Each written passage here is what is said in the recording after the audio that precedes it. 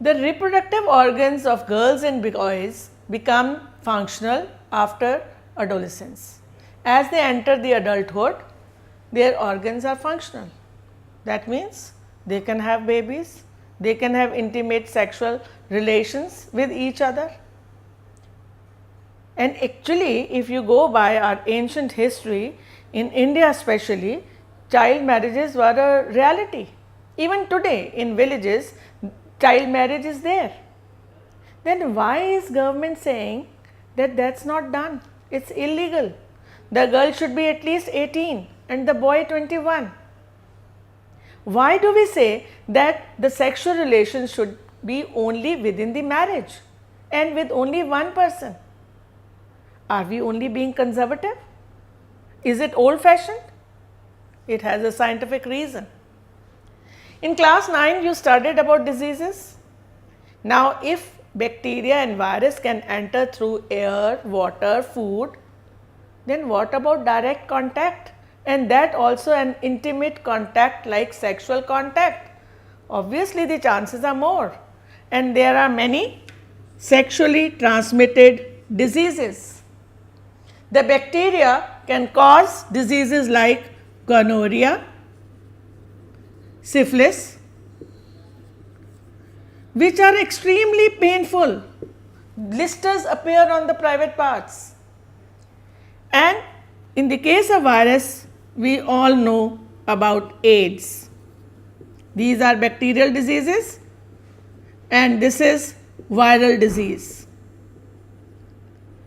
So if you are not careful about choosing your partner, these diseases can be transmitted.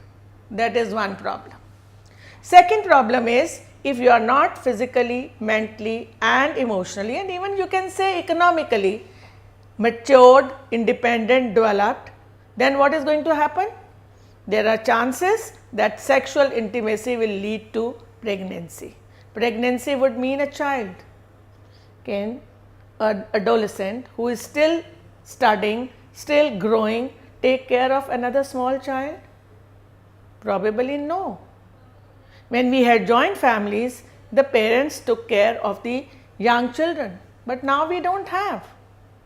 So who is going to take the responsibility of that young child? That is the question. Who is going to take responsibility of the mother who is still young and tender? And what happens if there are repeated pregnancies? The mother's health will start falling. And if the mother dies, in olden times, you know, there are a lot of deaths of mothers during child delivery. And if there is repeated miscarriage, that is another problem. Okay, even if we leave these points, what is happening when there is unchecked reproduction? Population. Not only population, population explosion. You know, with the advancement of science, this was one problem. The death rate declined while the birth rate increased. As a result, there was a tremendous increase in population. The resources are not as many. India at the time of independence had only 46 crore population. Today it is more than 100. Have we been able to increase our resources as much? No. You know, population has a vicious cycle. What is that vicious circle? Population leads to illiteracy. People are not able to study because there are not enough means. This leads to poverty. Or you can say poverty can be here also, and then more population.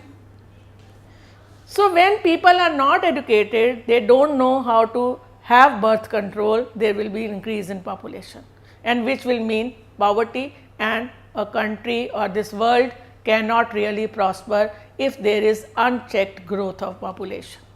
Especially in the developing countries like say India and China, it is very important to have birth control. So in nutshell, there are three aspects. One is your personal hygiene. Second, your responsibility towards the child. Third, the angle of global concern, the population. Now, what is the way out? What to do? Can we still consider that children are the gifts of God? Or can man also do something in selecting this gift of God? Of course, the scientists have the answer, and that's our next topic of discussion. How can there be birth control? Simple. If we prevent fertilization, birth will not take place. How can we prevent? One method is mechanical, that is, there has to be a kind of barrier which will prevent the union of male and female gamete, that is in the form of condom. It is worn either on the penis, or there are other type of condoms which are used as a barrier in the vagina of female. So, that is one simple method by which the sperms will not enter the genital tract. Second method can be a kind of, it is called copper T or a loop, which is inserted in the female body, and this also prevents their fertilization. But here is the problem. This can cause irritation in the uterus, which can have its side effects. It is the hormones that trigger the production of ova. So, what will happen if this hormones balance is not there? If somehow the production of hormone is less, obviously the ova will not be mature. Ova will not mature. Or if progesterone is less, even if the fertilization has taken place, the further development of zygote will not happen, and there will be abortion. So, we can change the balance of hormones with the help of oral pills. But then what we are doing? We are changing the balance in the body, which can have its side effects. So, what is the next method? Next method is surgical method. In this method, what is done is that either the oviduct is tied so that ova do not reach the oviduct or below, and in the case of male, it is the vas deferens which is tied and even sometimes cut. So, surgical method can be very good. It is quite safe in the sense of it is not a very difficult operation. Of course, care has to be taken because there can be infections during surgeries, but even then it is quite a safe method, and it is also used very frequently. The methods are tubectomy and vasectomy. Tubectomy in female and vasectomy in males. If birth control is so simple, then how come our population is still increasing so much? Why steps taken by the government are not as successful and effective as they should be? Why there is so much of media campaign? The reasons are many, and one such reason is poverty.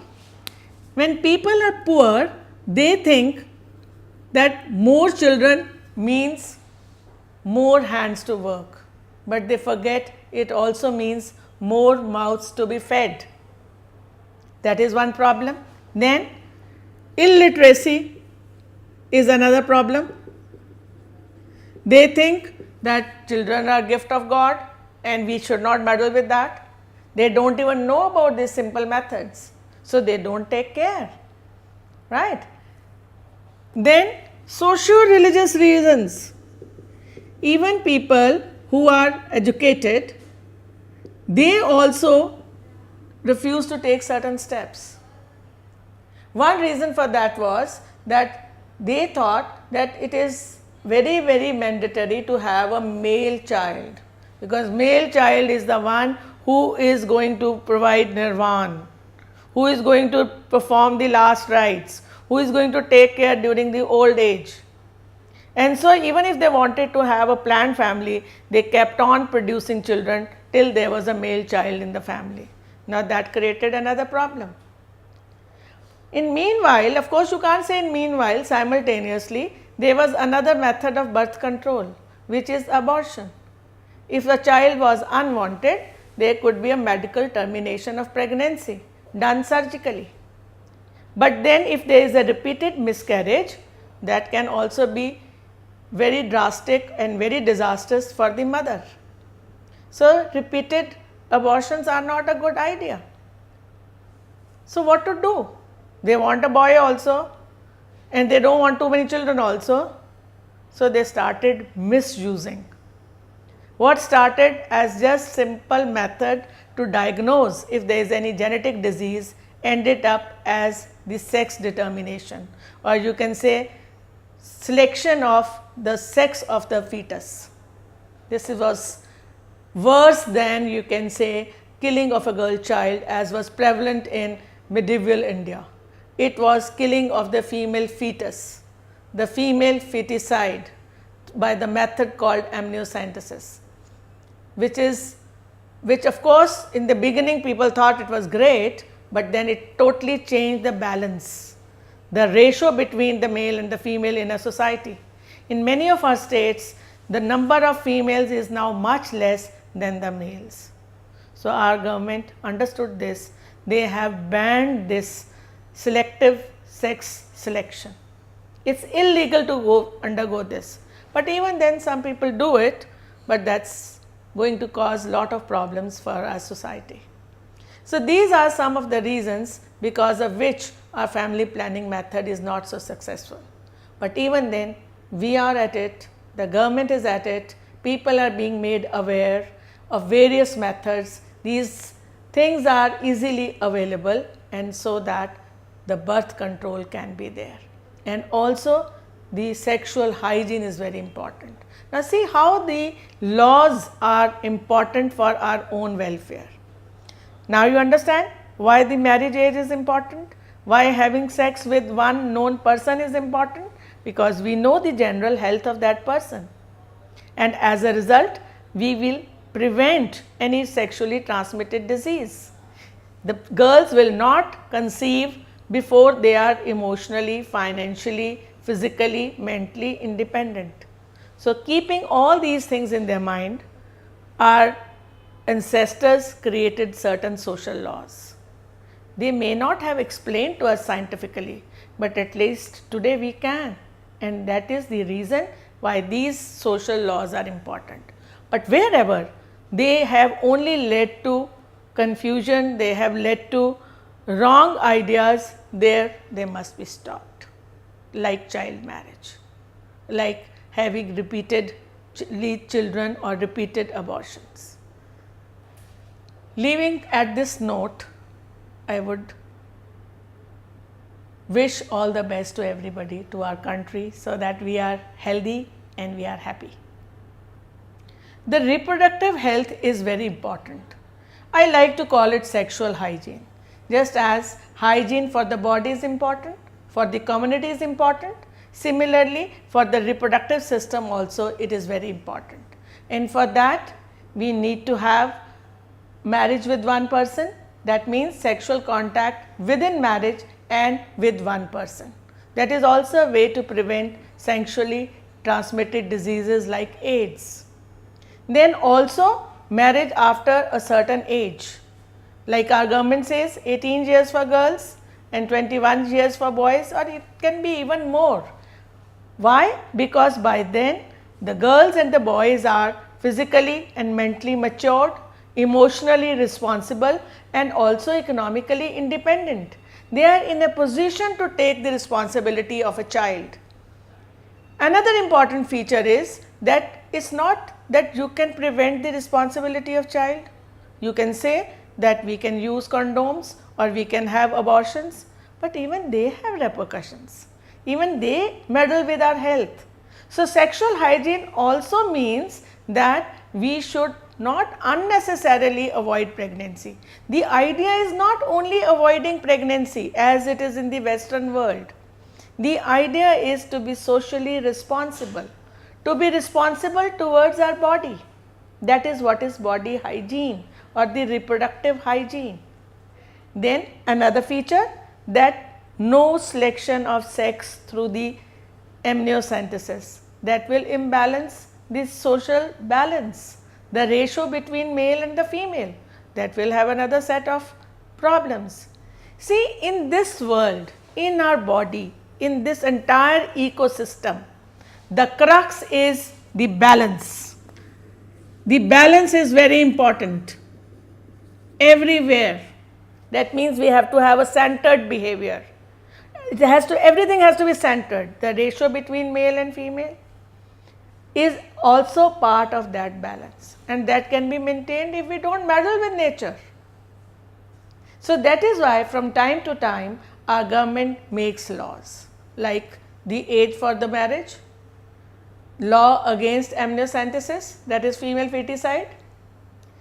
But that doesn't mean that we need to discard everything that was there. We need to decipher what is relevant, what is right today. We need to retain it, and whatever is superfluous, harmful, disastrous, that has to be removed. So that is how the social heritage is. Retain the good, retain the strengths and build on that. And that is what is family planning.